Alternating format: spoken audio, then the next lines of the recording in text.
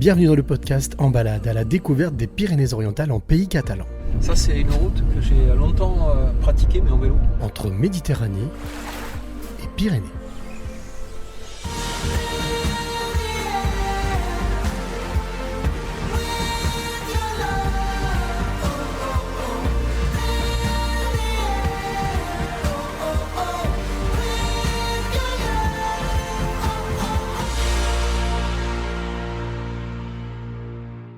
Après ce bon bol d'air, pris au village des pêcheurs, direction le centre de Canet-en-Roussillon pour pousser la porte d'un établissement connu et reconnu dans le département, mais pas que. Son nom, la Vigatane, un restaurant où a priori il fait bon vivre. La Vigatane, c'est une sandale. Vigatane ? Ouais, c'est une sandale que mettent les danseurs pour danser la sardane. Oui, comme une espadrille. Comme une espadrille, oui, voilà. Ah oui, il y a là, voilà, le menu, c'est la forme de la Vigatane. Et oui, voilà. En tout cas, il y a du monde. On va rencontrer le patron. Bonjour. Bonjour messieurs. Vous allez bien ? Bien et vous ? Bien dit. Cyril, enchanté. Je précise Ghislaine. Ouais, Je travaille pour le département tourisme. Et alors, j'ai dit à Yves que vous étiez au restaurant C'est ça, hier. hier soir à Collioure, que c'était... La Casa Figuère. La Casa Très bien. Figuère, super. Alors, tu sais ce que c'est que la Vigatane ? Oui, m'expliquer, elle vient de m'expliquer. Ah, voilà. Jérôme m'a expliqué, la chaussure de danse, la sandale, voilà. Ouais, voilà. Mais c'est pas que de danse. En fait, c'était l'espadrille que mettaient les agriculteurs. Monsieur Roger, bonjour. Et que tu lasses, toutes de cordes faites à la main, toutes tressées à la main. Un peu comme les espadrilles, quoi. C'est une espadrille. À peine entrés, nous sommes accompagnés jusqu'à notre table. Tout en respirant les bonnes odeurs qui se dégagent du feu de bois qui sert de cuisine, je n'en loupe pas une miette tant le décor de ce restaurant est atypique. Tu vois ce train là ? Ah, il y a un petit train en l'air. Ouais, au-dessus de notre tête, il y a un rail qui est suspendu avec un train. Ce petit train jaune est né au début du siècle, au début de la révolution industrielle, début 1900. Il existe vraiment ce petit train. Ah oui. Parce que là, c'est une reproduction. C'est une reproduction. Tu prends le train à Perpignan, tu t'arrêtes à Villefranche de Conflans, c'est une cité fortifiée qui est à une demi-heure de Perpignan. Ouais. Tu descends et tu prends ce train jaune jusqu'à la Tour de Carole, qui est la frontière où il y a le train de nuit qui part à Paris-Austerlitz. C'est un train panoramique. C'est une merveille. Tu as des wagons découverts, tu vois toute la montagne, tu as des ponts, ce sont des vraies œuvres d'art. Mais de toute manière, ici, il n'y a que des artistes. Hein. J'ai l'impression. C'est une cave à artistes. Alors, moi, il y a un truc que je vois là tout de suite en face de moi. Je pense que j'ai jamais vu ça nulle part. C'est un Bouddha, mais catalan. Ah oui, c'est le Bouddha, tu l'as là devant. C'est lui. C'est mon surnom, alors c'est un copain le Bouddha, Ouais, le Bouddha catalan. Et c'est des amis, un qui l'a offert et c'est un carrossier qui l'a peint avec ça veut dire que si je te touche, ça me porte bonheur, c'est ça? Ouais, non, mais c'est pas là qu'il faut toucher. Oui, je sais, c'est dans le nombril. Non, Ah, d'accord. Ouais.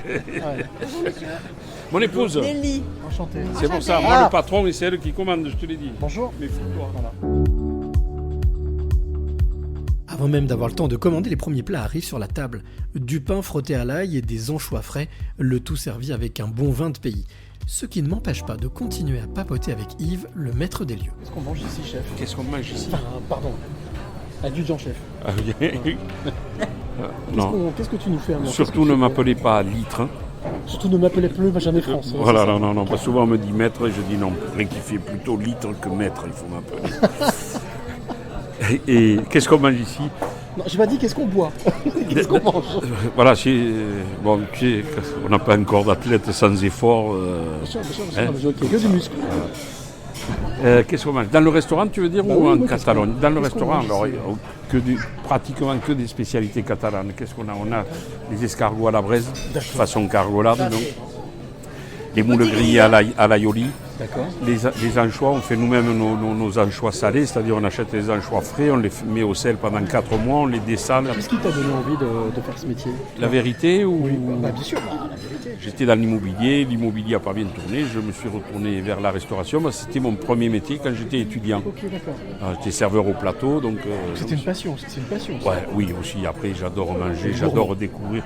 Moi quand je vais en vacances, la première des choses c'est qu'est-ce que je vais découvrir pour manger, qu'est-ce que je vais découvrir pour boire. Après les musées, les églises, tout ça, ça passe en deuxième plan. Mais c'est vrai. Mais je peux faire des centaines de kilomètres de détours pour aller manger un truc à un endroit. Il est temps pour Yves de retourner au fourneau. Nous continuons à picorer tout en discutant dans un brouhaha très agréable et chantant. Nicolas, Un ami de la famille se joint à nous. Il est musicien professionnel et il connaît bien la musique catalane. Et ça tombe bien, il s'est assis à notre table avec sa guitare. L'occasion d'en savoir un peu plus sur cet art. Ma mère est née à Saint-Jacques, un quartier. Enfin, oui, elle est née à Saint-Jacques, un quartier à Perpignan en fait, qui est un quartier gitan. Et sa mère, comme beaucoup, venait d'Andalousie en fait. Les gitans catalans, il y en a, ils sont là depuis, je crois, je dis pas des bêtises, hein, mais je crois que c'est le XVIIe siècle, les premiers qui sont arrivés. Ah ouais. Ouais, c'est vraiment, c'est une population qui est au XVIIe siècle, donc ce qu'on appelle les Roms par exemple sont partis vers l'Allemagne. Il y a des gitans espagnols qu'on appelle qui sont partis dans l'Andalousie. Et on a les gitans catalans qui sont restés. Et ces gitans catalans qui sont devenus sédentaires ici depuis très longtemps, ça a donné, par exemple les Gypsy Kings viennent de cette communauté-là. Ils sont partis sur Marseille, sur Nîmes. Donc dans le sud de la France, on a une communauté gitane Importante. très très importante. Et en fait, tout ce beau monde quand même vient de l'Andalousie. Et plus précisément de l'exode qu'il y a eu quand les rois catholiques ont mis un peu dehors les juifs, les arabes et Isabelle la chrétiens. catholique, Voilà. 14e, 15e siècle. Voilà, c'est ça. Et donc tout le monde est parti, voilà. Une main devant, une main derrière, et puis... Exactement. Musicalement, en fait, ce qui se passe, c'est que les gitans d'ici, catalans, donc, se sont beaucoup inspirés, ça vient de l'autre côté, ça vient de Barcelone. C'est la rumba, et la rumba il y en a partout, il y a la rumba congolaise. La particularité de la rumba catalane, c'est qu'elle a pris on a des chants qui s'appellent de ida y vuelta, c'est-à-dire qui viennent de Cuba.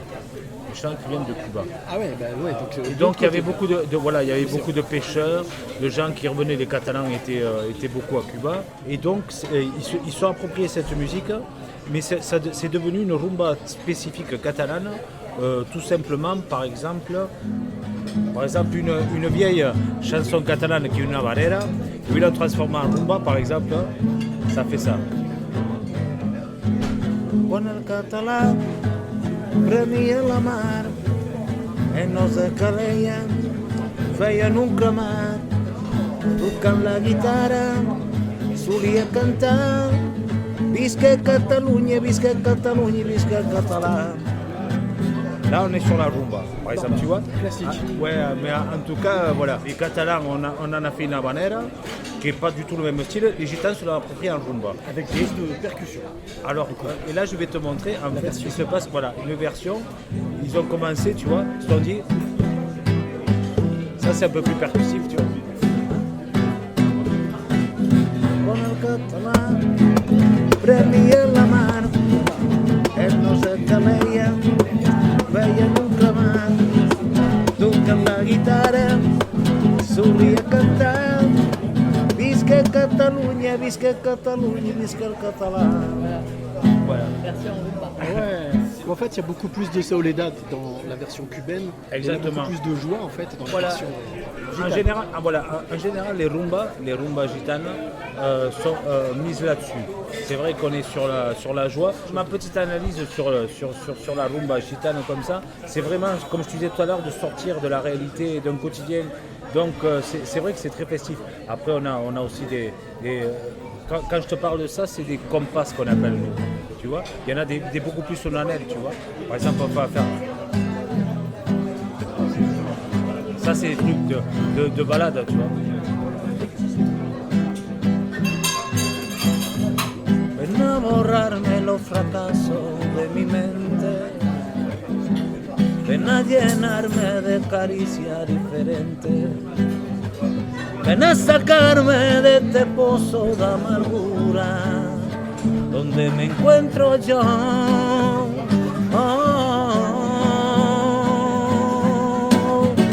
Y no haga caso de lo que digan la gente. Sienten envidia porque yo hablo libremente. Porque mi amor es como un pájaro silvestre que no se pueden hablar. Tu vois, c'est les choses d'un peu plus, un peu plus solennel. Tu chantes aussi en catalan. Oui, alors je vais te montrer par exemple. Voilà, les stacks qui est une valse. C'est une valse. Ça, c'est sûr. La bicicleta em parlava de bon matí al portal mentre jo sol esperava que els carros veien passar. Si cerca no veu l'estaca, que estem sols i gats. Si no es podem despejar, mai no podrem caminar. Si estirem tots, ella caurà i molt de temps no pot durar. Segur que tomba, tomba, tomba, ben cucada deu sejar. Si jo l'estiro fort per aquí i tu l'estires fort per allà, segur que tomba, tomba i tomba i es podrem alliberar. Visca! Visca! Visca! Donc vous voyez, là autour de la table, Ça commence à se réveiller, dis donc. et tu vois ça c'est super parce que quand on dit quand même qu'on est une région avec une identité, et c'est vrai qu'il y a une identité, je ne sais pas si tu as remarqué, Oui, il y a un j'ai vu petit qu'il y a à le une table petit tu as vu qui chante le refrain, il y a des gens qui reprennent. Donc c'est vrai que quand on parle d'identité, c'est ancré, hein, c'est fort, parce que c'est une vraie identité ici. Transmission, une vraie transmission. Que de frissons et d'émotions de voir tous ces visages s'illuminer lorsqu'Olivier entonne ce titre traditionnel. Encore quelques accords de guitare et nous devons quitter les lieux pour poursuivre notre pérégrination. Direction le littoral catalan et les plages sablonneuses de la côte pour aller à la rencontre de 3 acteurs majeurs de la vie culturelle catalane.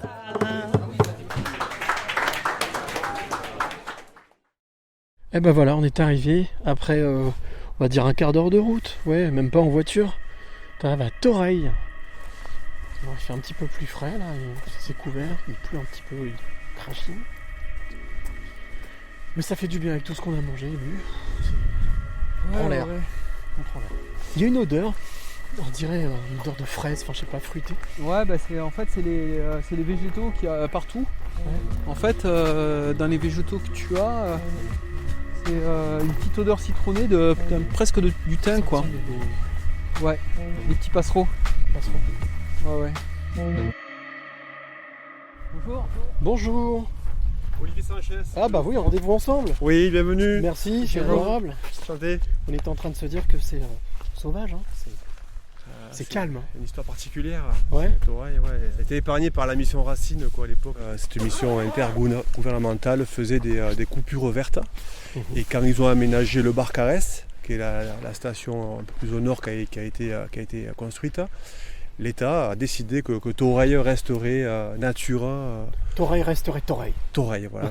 C'est ça. C'est un petit conservatoire en fait de ce qu'était tout notre littoral catalan avant D'accord. l'aménagement. Ouais. Une flore endémique. Quand on se retourne, il n'y a rien qui obstrue la vue. Normalement, on a un panorama à 360 On sur, diffère les montagnes, mais c'est comme ça, il y a- donc, c'est un peu nuageux, donc voilà. les Alberts, les Collioures, on a le Canigou normalement de ce côté-là, les Corbières. Ouais, ouais. Par temps clair, c'est vrai qu'il n'y a rien qui obstrue la vue. La faune aussi, hein, Ouais. on voyait des passereaux là. C'est ça, C'est- c'est aussi un lieu de nidification d'espèces comme la sterne naine.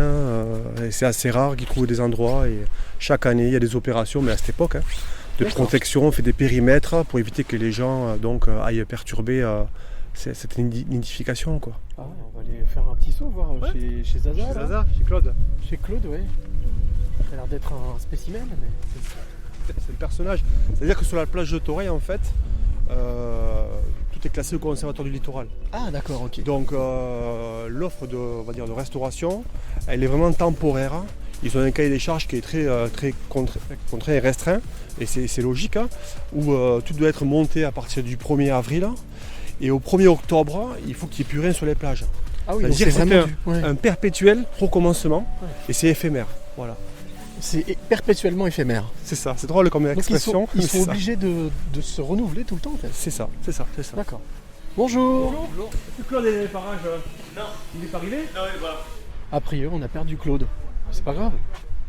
On va au front de mer. Ah oui, c'est magnifique. Oh là là. Là, ce qu'on entend, c'est la mer. La Méditerranée. Sur la plage de Toreil, Donc on a 6 concessions, donc D'accord. 6, on va dire, nous on appelle ça les paillotes. Hein. Des Paillotes, baraquettes, paillotes. Il y en a une qui s'appelle la baraquette, plus au nord. Ouais. Donc restaurant, coin relax, éphémère. Musique, C'est fête, ça, soirée, c'est ça. ouais. Alors, fête soirée, c'est pas, on va dire, ils correspondent un petit peu au lieu, aussi à la nature, au calme D'accord. ambiant. Voilà. On est loin un peu des concessions qu'on peut connaître par loin de Montpellier, assez Ouais. festives. C'est pas boum boum boum, mais ça Tout à reste fait. lounge, sympa, C'est tranquille. ça, c'est ça. Et Mais- chacun a son identité. Chacune a son identité. Mais ça n'empêche pas d'être là jusqu'à minuit, 1h, 2h, faire la fête. C'est ça. Passer un c'est bon ça. moment, en fait. C'est ça. Dans un endroit, vous voyez, Ouais, presque paradisiaque. hein. paradisiaque, parce qu'on n'a pas de route qui passe, il y a un calme, il y a. On est obligé de venir à pied de toute manière. hein, ça, C'est ça, ça se mérite. Hein. La plage de Toreil se mérite. Se ressourcer vraiment dans ce calme. Donc, comparé au plage de l'Atlantique, ça fait penser un peu au bassin d'Arcachon. On est obligé d'arriver à pied, voilà. C'est ça, Du c'est pied ça, à pied. ouais. c'est ça. D'une manière, la nature a contraint cet espace est à mieux, Oui, parce que bien sûr. ça évite aussi d'avoir une surfréquentation, même si l'été, bon, on est sous la côte méditerranéenne, on a une population bien sûr qui grossit, hein, mais on arrive toujours à Torreilla à être, on va dire, dans des espaces un peu au calme et sans surfréquentation dès qu'on sort un peu du sentier balisé. Oui, cela dit, l'être humain aurait pu y mettre son grain de sel et puis goudronner et puis faire Tout à fait, tout à fait, tout à C'est une fait. volonté de Tout à préserver fait. ça. Alors que nous sommes en pleine discussion avec Olivier, directeur de l'Office du tourisme de Toreil, Claude vient à notre rencontre, à l'occasion de partager avec cette figure de la nuit un moment au calme. Depuis que je suis arrivé, on me parle de Claude. Donc ça y est, Tu sais pourquoi on te parle de moi? Non. Parce que bientôt je serai plus rien à mon âge. Plus Donc, là, ça y est, c'est Ouais. c'est fini. j'ai vendu Pendant combien de temps? Ici, ça 20 ans. 20 ans. Et 20 ans de fête, 20 ans de bonheur. Ça, c'est l'image qu'on a régulièrement concernant les clubs de plage. C'est vrai que c'est un peu idyllique quand on y vient en tant que client. C'est inouï. On est là installé au bord de l'eau, comme ça, ça fait rêver, quoi. Ouais. Mais c'est quand même un C'est drôle du de boulot. métier, hein. C'est beaucoup de sûr. travail. Ouais. On a un mois de montage, un mois, des fois même 5 semaines de montage. Ah ouais. Ah oui, oui, oui. Ben, c'est-à-dire, on part de zéro, on part du sable. Il n'y a absolument rien, il n'y a même pas les égouts ni rien, il n'y a rien. Hein. C'est la plage telle qu'elle est partout, quoi. Jusqu'à combien de personnes ça peut contenir quand les gens viennent manger, faire la fête? Nous, on a, ici, aux Zaza, on a 120 places assises à peu près. Qu'est-ce qui t'a amené, toi, à te lancer dans cette aventure? Exactement, la réflexion que tu m'as fait, que c'est le rêve, que machin. Ah oui, d'accord. Ah ben, c'était moi, ça. comme tout le C'est comme ça monde, que tu voyais. pour moi, c'était le rêve. Bon, moi, je suis du métier de l'hôtellerie, on va dire. Un peu de tous les secteurs, j'ai fait un peu tout, le bar, la boîte et la restauration. D'accord. Et donc, j'ai toujours eu l'idée, quand je m'approcherai un peu de ma fin de carrière, d'avoir un club de plage. Parce que effectivement, j'avais cette vision aussi idyllique de l'endroit, au bord de la mer. Ce qui est vrai, attention, hein, ce qui est vrai. Parce qu'une fois que tout est installé, que tout fonctionne et que c'est un vrai plaisir. Et que les clients sont là, et que ça bouge, et que ça Et vit. voilà, Ouais. c'est un vrai C'est un plaisir. spectacle, bien sûr. Et puis, nous, les clubs de plage, ils marchent tout le temps. Pour une raison simple, c'est que on est en activité dans un espace-temps où les gens sont en vacances, en week-end, ils viennent ici pour vraiment décompresser, pour passer une journée au bord de la mer, ils relâchent complètement. C'est plus enclin à faire la fête quand on est au bord de l'eau, comme ça l'été qui fait beau, le soir, quand la journée de plage est terminée, c'est l'apéro, il fait encore soleil, il fait encore beau, après on se fait le coucher de soleil, etc. Si les gens viennent passer un moment de vie, ils passent la journée, quoi. C'est Ouais. drôle parce que tu me disais que ça y est, t'avais arrêté, enfin que t'as arrêté, Ouais. et tu dis chez. Ouais, chez nous, ben, toujours. ouais, je m'habitue pas, ouais. Pas encore, hein. Il va falloir que ça vienne, mais pour le moment, ben, déjà, Ce je sera fais- toujours chez toi de toute manière quelque part. dans ma tête, oui, Ouais. c'est mon bébé, c'est quand même, Bien sûr. voilà, c'est quand même moi qui l'ai créé, qui l'ai monté, et c'est vrai que je pense que même quand je vais commencer à faire la saison avec mes acheteurs, je vais avoir un petit pincement au cœur, je vais avoir parfois des petits moments de nostalgie comme ça, Bien sûr. en me disant que c'est plus à toi, c'est plus chez toi. Mais bon, voilà, Ouais. c'est... Tu seras toujours invité d'honneur, voilà. Oui, Tu je pourras toujours je venir. serai toujours, j'imagine, bien reçu ici. Et puis bon, ce sont les aléas de la vie. À un moment donné où il faut 20 ans quand même, ça a commencé à faire beaucoup. Qu'est-ce que tu retiens de ces 20 ans? Mis à part le fait que, bon, Des fois, il y a des moments galères. Oui. Il y a eu des moments très très durs, notamment moi, j'ai mon club qui a brûlé il y a 7 ans, complètement. Complètement, il n'y avait plus rien. Voilà. Un accident, accidentellement. Donc, ça a été une épreuve terrible. On se demande si on va repartir, enfin voilà quoi. Ça a été. Puis j'ai assisté en plus au feu, j'étais devant, j'ai regardé mon zaza brûler quoi. Enfin, c'était pas terrible ça. Et qu'est-ce que tu dirais à des personnes comme moi? Moi, je suis jamais venu dans les Pyrénées-Orientales. Qu'est-ce que tu me dirais pour me donner rendez-vous cet été? Je me dis, je viens dans la région, tu viens passer une journée là, mais tu pourras pas venir manger, repartir. Tu vas avoir envie de rester, quoi. Ben oui, parce que quand tu auras bu 2 mojitos et 3 verres de rosé... on a envie de faire la fête, on a envie de rester, de participer bien jusqu'à sûr, la fin. après tu iras te jeter sur une transat, après tu vas te baigner, après tu fais ta petite sieste, et ainsi va la vie, quoi. C'est comme ça. C'est peut-être ça le secret de la longévité, alors. C'est le mouvement perpétuel. Ouais, c'est ça. Ouais. Bon, merci Claude. Avec plaisir. Merci, on va retourner à l'extérieur, prendre l'air. On ne m'avait pas menti, cet homme au charisme incontestable, à la chevelure blanche et aux yeux bleu azur, sait recevoir. Un moment de partage authentique, comme tous ceux que j'ai pu vivre depuis que je suis arrivé. Mon séjour touche presque à sa fin, mais il me reste encore une rencontre à faire sur cette plage de sable fin. Il s'appelle Charles et s'occupe entre autres d'un festival musical dans un petit village situé entre les Corbières et les massifs pyrénéens. Tu t'occupes d'un festival qui s'appelle Voix de Femmes, c'est ça? Ouais, donc c'est à Maury, à Maury, ouais. Première édition en 1999. Ouais. Donc voilà, là on aurait dû, il y a 2 ans on fêtait la 20e édition et là ça sera cette année la 20e édition de ce festival. On avait à cœur de mettre en avant les femmes sur une scène musicale, quoi, voilà, les défendre, et aujourd'hui on voit qu'au niveau programmation elles sont là, mais c'est vrai qu'à une époque il n'y avait pas beaucoup de femmes sur la scène musicale. Les gens ont plaisir de se rencontrer, de se retrouver autour d'une programmation de qualité et avec des femmes. Et puis il y a aussi ce qui fait c'est la proximité avec les artistes. Tu sais, on est sur une jauge qui va de 2005 à 3005, 4000 personnes, mais c'est très familial, c'est un mélange, un public très mélangé. Il y a des enfants, il y a des personnes de tous les âges. Les artistes, comment est-ce qu'elles le vivent ça? Parce que du coup, c'est familial, s'il y a de proximité. Elles s'éclatent, parce que souvent elles sont prises dans des tournées, tu sais, elles passent de loge impersonnelle et d'un coup elles arrivent à Maury. Plus on a vraiment à cœur de les accueillir le mieux possible, vraiment, on joue vraiment parce qu'on est tellement reconnaissant déjà qu'elles viennent dans un petit village, c'est un village de 800 habitants, tu vois, et quand tu vois modestement les artistes qu'on arrive à faire venir, donc on tient vraiment à les recevoir le mieux possible, tous les bénévoles sont mobilisés, et puis elles passent un moment... Combien de bénévoles? Ça représente une 60aine de bénévoles, ouais. Plus l'aide des services techniques de la mairie, tu sais, pour monter, aménager le lieu, etc. Et c'est une grosse mobilisation, c'est assez intéressant, c'est beau à vivre, quoi. C'est des beaux moments. Et puis et quand elles arrivent là, elles sont complètement déconnectées, quoi. Des souvenirs, alors aussi bien à travers les dégustations de vin, tu vois, il y a des moments très conviviaux. Et puis les paysages aussi, tu vois, la Seine est adossée, derrière la Seine, tu as le massif de la Tourraise, tu vois, tu as une montagne, elles sont complètement, c'est décalé, quoi. On met des gîtes à disposition dans le village, donc elles se baladent dans le village, les gens les rencontrent. Tu vois, c'est un autre univers. Accessible, mais aussi hyper important. C'est humain. Voilà. C'est vraiment des moments un peu exceptionnels, quoi. Vraiment, je le dis, vraiment, c'est comme ça, quoi. Parce que t'es pas originaire de... Non, moi je suis savoyard, moi. Savoyard et potier. Donc tu vois, de métier. Est-ce qu'il y a des choses que tu as retrouvées ici? Ah oui, justement, moi, tu sais, quand... Alors, c'est une histoire d'amour au départ, coup de foudre sur une Catalane en vacances et je reviens à 14 ans, 18 ans. 14 ans, l'amour de ma vie, donc voilà, t'en profites. C'est surréaliste. Donc après on a fait je l'ai amené en Savoie, mais c'était trop froid, il manquait le thym, la garrigue, tu vois, il fait froid. Musique catalane. Voilà, hop, on est redescendu, on a fait les Beaux-Arts à Perpignan, et puis après, moi je suis potier, donc on a fait les Beaux-Arts, puis j'ai travaillé comme tourneur dans des ateliers pour apprendre vraiment le métier, pour pouvoir que ça soit viable. Et ensuite on a tourné dans le département, et le Fenouillette, ça a vraiment été le coup de foudre. Ça me rappelle un peu, si tu veux, là où on fait l'abîme, ou la Promonte, sous le Mont-Granier, tu vois.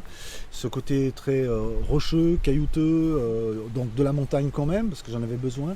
Mais je retrouve un peu cette un territoire vraiment, minimaliste.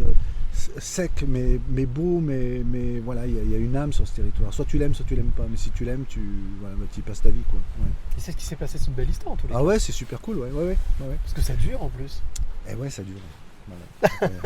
Ouais, c'est vrai que ça dure. On se rajeunit pas, mais c'est ça bien, dure. c'est Ouais, bien. c'est cool. Ah ouais, moi je regrette rien. Donc ça veut dire qu'il faut jamais rien lâcher, quoi. Non, je crois pas. Non, non, je sais pas. Et puis je pense qu'il faut surtout rêver, quoi. Rêver sa vie, pas se mettre de limites, aller à fond. Alors ça demande. Ah ouais. Ouais, s'ouvrir, ça c'est hyper important. Et puis voilà. Et puis donner la voix aux femmes, donner la parole. Bah aux ouais, femmes. ouais. Non, mais c'est cool. Drôle parce que tu me parlais d'un coup de foudre. Ouais. Au final, Moi je marche à ce que ça. ce festival Ouais. Voix des femmes, c'est ça. Ouais, ah bah oui, C'est un absolument. prolongement de cette histoire. Absolument. Je suis toujours marché par coup de foudre. Ouais. On va se mettre au chaud, on va se mettre à l'abri. Cette fois, ça y est, mon séjour dans les Pyrénées-Orientales touche à sa fin. Mais il me reste une chose à voir. Et oui, Jérôme, mon guide durant ces 2 jours, veut me montrer son atelier, celui où il stocke les vélos et les canoës qu'il loue durant toute la saison. L'occasion aussi de parler de cette fameuse voie verte si réputée dans le département. Ça y est, on a fini les 2 jours ensemble. Ouais. Merci déjà. C'était avec plaisir. Ah ouais, vraiment, un grand Ces plaisir 2 aussi, jours. vraiment. On s'est régalé. Un bon fixeur. Voilà. Je te remets la médaille du fixeur. Ah, c'est gentil. On a gagné beaucoup de temps et puis belle rencontre et puis merci pour tes connaissances. Et du coup là, en fait, avant de se quitter, là on est dans ton atelier. Ouais. Chez toi. Ouais, on est à la boutique, tu vois, là je propose de la location de vélos, des sorties encadrées. Il y a très peu de vélos. Très peu de vélos. Il y a à peu près une centaine de vélos qui sont accrochés à la tête en bas. Et oui, donc du coup, oui, ça, le vélo, on en a parlé pas mal pendant les 2 jours, mais toi tu connais bien le sujet parce que tu loues les vélos. Nous on est accueil vélo pour l'Eurovélo 8. Hein. Ouais. Donc l'Eurovélo 8, c'est une piste cyclable, c'est un tracé qui part de Grèce, qui traverse l'Italie, qui traverse la Côte d'Azur, qui redescend vers l'Hérault, vers l'Aude et qui arrive ici dans les PO et puis après qui continue côté espagnol. Donc cette route, cette piste cyclable, elle est empruntée par des gens qui sont en règle générale équipés de porte-bagages, de garde-boue, etc. Et nous, on peut les accueillir, réparer leur vélo.